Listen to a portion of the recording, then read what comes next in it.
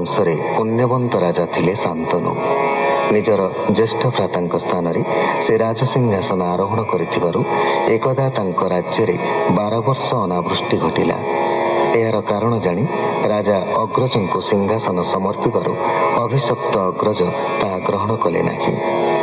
ଶାନ୍ତନୁ ପୁନଶ୍ଚ ରାଜ୍ୟଭାର ଗ୍ରହଣ କଲେ ଏବଂ ଅନାବୃଷ୍ଟି ଦୂର ହେଲା। ଶାନ୍ତନୁଙ୍କ ଔରସରେ ଗଙ୍ଗାଙ୍କ ଗର୍ଭରୁ ଭୀଷ୍ମ ଜନ୍ମ ହେଲେ ଏବଂ ପରଶୁରାମଙ୍କୁ ଯୁଦ୍ଧରେ ଜିଣି ସର୍ବବୀର ଶିରୋମଣି ଉପାଧି ଲାଭ କଲେ। ଏହାପରେ ଶୁକଦେବ ମହାମୁନି ବ୍ୟାସଙ୍କ ଜନ୍ମ ବୃତ୍ତାନ୍ତ ବର୍ଣ୍ଣନା କରିଛନ୍ତି। ଶୁକ ଉବାଚ ମାତାଙ୍କ ଆଦେଶକୁ ମାନି ତାର ସୋଦର ବ୍ୟାସ ମୁନି ବିଚିତ୍ର ବୀର୍ଯ୍ୟର କ୍ଷେତ୍ରରେ ପୁଣି ସେ ଗର୍ଭାଧାନ କରେ। ବ୍ୟାସଙ୍କ ବୀର୍ଯ୍ୟେ ତାଙ୍କ ଗର୍ଭେ ପୁତ୍ରେ ଉପୁଜିଲେ ସ୍ୱଭାବେ। ଜ୍ୟେଷ୍ଠ କୁମାର ଧୃତ ରାଷ୍ଟ୍ର ପାଣ୍ଡୁ ଯେ ତାହାର କନିଷ୍ଠ। ଦାସୀର ଉଦରେ ତାହାର ପୁଣି ଯେ ଜନ୍ମିଲା ବିଦୁର। ଧୃତ ରାଷ୍ଟ୍ରର ସତେ ପୁତ୍ର ଗାନ୍ଧାରୀ ଗର୍ଭେ ହେଲେ ଜାତ। କନ୍ୟାଏ ଜନ୍ମେ ଅନୁପମ ଦୁଶୀଳା ସେ କନ୍ୟାର ନାମ। ଭ୍ରାତୃଗଣଙ୍କ ମଧ୍ୟରେ ଶ୍ରେଷ୍ଠ ସେ ଦୁର୍ଯ୍ୟୋଧନ ଅଟେ ଜ୍ୟେଷ୍ଠ। ଅଗ୍ନିକା ଋଷି ସାପ ଫଳେ ପଞ୍ଚ ବାଳକ ପାଣ୍ଡୁ କଳେ। ଜନ୍ମିଲେ ଅତି ଗୁଣବନ୍ତ ତାହାଙ୍କ ସଖା ଯେ ଅନନ୍ତ। ତା ପତ୍ନୀ କୁନ୍ତି ଗର୍ଭେ ଜାତ ଯୁଧିଷ୍ଠିରାଦି ତିନି ସୁତ। ଧର୍ମ ପବନ ଇନ୍ଦ୍ର ବୀର୍ଯ୍ୟେ ତିନି ବାଳକ ମହାତେଜେ। ମାଦ୍ରୀର ଗର୍ଭେ ପୁତ୍ର ଦୁଇ ନକୁଳ ସହଦେବ ହୋଇ। ଅଶ୍ୱିନୀ କୁମାରଙ୍କ ବୀର୍ଯ୍ୟେ ଜନ୍ମ ହୋଇଲେ ମହାତେଜେ। ଏ ଯେ ହୋଇଲେ ପଞ୍ଚଭ୍ରାତ ଏହାଙ୍କ ହେଲା ପାଞ୍ଚ ସୁତ। ଦ୍ରୌପଦୀ ଗର୍ଭେ ହେଲେ ଜନ୍ମ ଶୁଣ ହୋ ତାହାଙ୍କର ନାମ। ଯୁଧିଷ୍ଠି ପୁତ୍ର ପ୍ରତିବିନ୍ଧ୍ୟ ତାକୁ ନ ଲାଗେ ବ୍ୟାଧି ଦ୍ୱନ୍ଦ୍ୱ। ଭୀମର ପୁତ୍ର ଶ୍ରୁତ ସେନ ଶ୍ରୁତ କୀର୍ତ୍ତି ତାତ ଅର୍ଜୁନ। ନକୁଳ ସୁତ ଶତାନିକ ସୁଜ୍ଞାନୀ ପଣ୍ଡିତ ବିବେକ। ସହଦେବର ଯେ ନନ୍ଦନ ତାହାର ଶ୍ରୁତ କର୍ମା ନାମ। ପୌରବୀ ଗର୍ଭେ ଧର୍ମ ସୁତ ଦେବକ ସୁତ କଲେ ଜାତ। ହିଡିମ୍ବି ଗର୍ଭେ ଭୀମ ବୀର୍ଯ୍ୟେ ଜନ୍ମିଲା ଘଟୋତ୍କଚ ତେଜେ। ପୁଣି ଭୀମର ବୀର୍ଯ୍ୟେ ଜାତ କାଳୀର ଗର୍ଭେ ସର୍ବଗତ। ସହଦେବର ପୁତ୍ର ଜାତ ବିଜୟା ଗର୍ଭରେ ସୁହୋତ୍ର। କରେଣୁମତି ଗର୍ଭେ ପୁତ୍ର ନକୁଳ ବୀର୍ଯ୍ୟେ ନର ମିତ୍ର। ଉଲୁପି ଗର୍ଭେ ଇରାବନ୍ତ ଅର୍ଜୁନ ବୀର୍ଯ୍ୟେ ହେଲା ଜାତ। ମଣିପୁରେଶ କନ୍ୟା ଠାରେ ପୁଣି ଅର୍ଜୁନର ଅଂଶରେ। ବଭ୍ରୁବାହନ ଜନମିଲା ପୁତ୍ରିକା ତନୟ ସେ ହେଲା। ପୁତ୍ରିକା ଧର୍ମେ ଯେଣୁ ବରେ ତେଣୁ ସେ ରାଜା ମଣିପୁରେ। ସୁଭଦ୍ରା ଗର୍ଭେ ତୋର ତାତ ହୋଇଲେ ଅଭିମନ୍ୟୁ ଜାତ।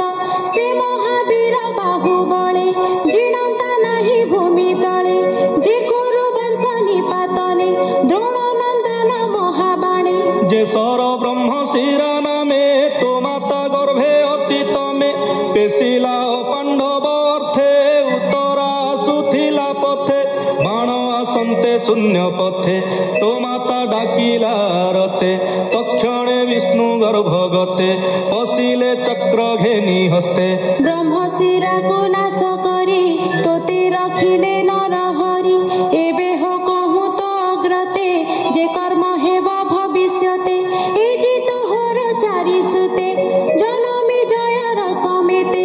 যে শ্রুত সেন ভীমসেন কনিষ্ঠ নাম উগ্রসেন। এ চারি পুত্রে মিলিয়ে কে তেজে প্রতাপ অতিরেকে। ব্রাহ্মণ তেজ সাপগ্রস্তে তক্ষক দংশিব যে তোতে। সে কোপে সর্প যজ্ঞ করি তিনি ভুবনু সর্প মারি।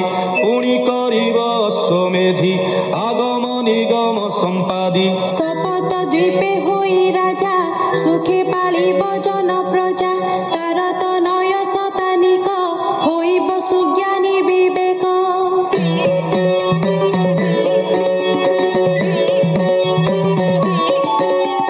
যাজ্ঞ বল্ক্যর তহু বেদ পঢ়ি বসে উপনিষদ।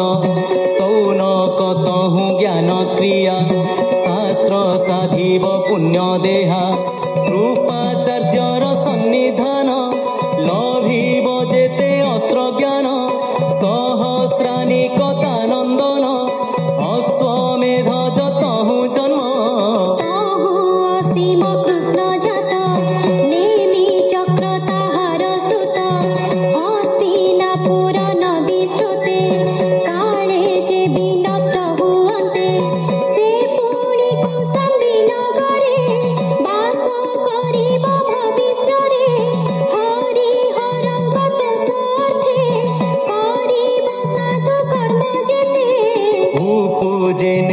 ଚକ୍ରସୂତ ତାର ସନ୍ତତି ଚିତ୍ରରଥ ତାର କୁମର କବିରଥ ତାହାର ବୃଷ୍ଟିମାନ ସୁତ ସୁଷେଣ ତାର ତହୁ ଜାତ ତାହାର କୁମର ସୁନିଥ ନୃଚକ୍ଷୁ ତାହାର କୁମର ତା ପୁତ୍ର ହେବ ସୁଖୀ ନଳ ତାହାର ପୁତ୍ର ପରିପ୍ରଭ ତା ତହୁ ସୁନୟ ସମ୍ଭବ ମେଧାବୀ ତାହାର ତନୟ ତା ପୁତ୍ର ହେବ ନୃପଞ୍ଜୟ ତାହାର ପୁତ୍ର ନାମ ଦୁର୍ବ ତା ପୁତ୍ର ତିମି ନାମ ହେବ ତିମିର ପୁତ୍ର ବୃହଦ୍ରଥ ସୁଦାସ ହେବ ତାର ସତ ଶତାନିକ ଯେ ତାର ସୁତ ଦୁର୍ଦମନ ଯେ ତହୁ ଜାତ ତାର କୁମର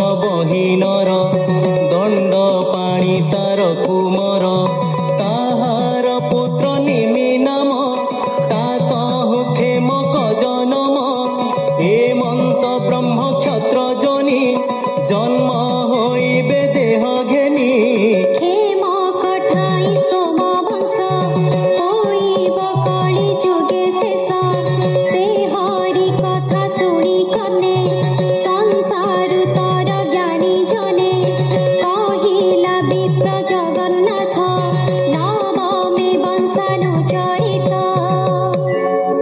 সে হরি কথা শুনি কনে সংসারু তর জ্ঞানী জনে কহিলা বিপ্র জগন্নাথ নবমে বংশানুচরিত